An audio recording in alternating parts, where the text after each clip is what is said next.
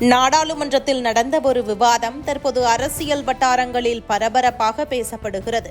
Andhra Pradesh MP லாவுஸ்ரீ Krishna Devarayalu திமுக MP Dayanidhi மாறனை நேரடியாக விமர்சித்த போது, தமிழகத்தில் எதற்கெடுத்தாலும் தடை என்ற அணுகுமுறையால் தான் பெரிய முதலீடுகள் தமிழ்நாட்டை விட்டு ஆந்திர பிரதேசம் போன்ற மாநிலங்களுக்கு செல்கின்றன என்று குற்றம் சாட்டினார்.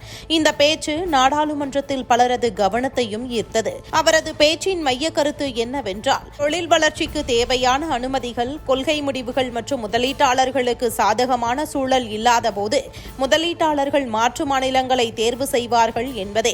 அந்த வகையில் தமிழ்நாட்டுக்கு கிடைக்க வேண்டிய பல தொழில் வாய்ப்புகள் ஆந்திர பிரதேசத்திற்கு சென்றதாக அவர் கூறினார். இந்த கருத்து அரசியல் ரீதியாக பெரும் விவாதத்தை ஏற்படுத்தியுள்ளது. தமிழ்நாடு பல ஆண்டுகளாக இந்தியாவின் முக்கிய தொழில் மாநிலங்களில் ஒன்றாக இருந்தாலும் கடந்த சில ஆண்டுகளில் முதலீடுகளை ஈர்ப்பதில் கடுமையான போட்டி உருவாகியுள்ளது. ஆந்திர பிரதேசம், தெலுங்கானா, கர்நாடகா, குஜராத் போன்ற மாநிலங்கள் புதிய முதலீடுகளை ஈர்க்க தீவிரமான முயற்சி செய்து வருகிறது. இந்த நிலையில் தமிழ்நாடு தனது போட்டித்திறனை இழக்கக்கூடாது என்பதே பல தொழில் வட்டாரங்களிலும் முன்வைக்கப்படும் கவலையாக உள்ளது. நாடாளுமன்றத்தில் ஆந்திர பிரதேச எம்பி முன்வைத்த இந்த விமர்சனம் தயாநிதி மாறனுக்கும் திமுகவுக்கும் அரசியல் ரீதியாக சங்கடத்தை ஏற்படுத்தியதாக அரசியல் விமர்சகர்கள் கருத்து தெரிவித்து வருகின்றனர்.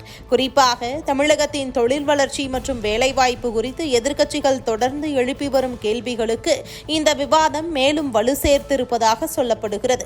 முதலீடுகள் எந்த மாநிலத்திற்கு வந்தாலும் அதன் பலன் மக்களுக்கே கிடைக்கும். ஆனால் தமிழ்நாட்டிற்கு வரக்கூடிய முதலீடுகள் வேறு மாநிலங்களுக்கு செல்கின்றன என்ற குற்றச்சாட்டு உண்மையா இல்லையா என்பது தரவுகளின் அடிப்படையில் தொடர்ந்து விவாதிக்கப்படும் விஷயமாக உள்ளன. இருப்பினும் நாடாளுமன்றத்தில் நேரடியாக எழுந்த இந்த விவாதம் தமிழ்நாட்டின் தொழில் வளர்ச்சி, முதலீட்டு சூழல் மற்றும் அரசின் கொள்கைகள் குறித்து புதிய அரசியல் விவாதத்தை தொடங்கியுள்ளது.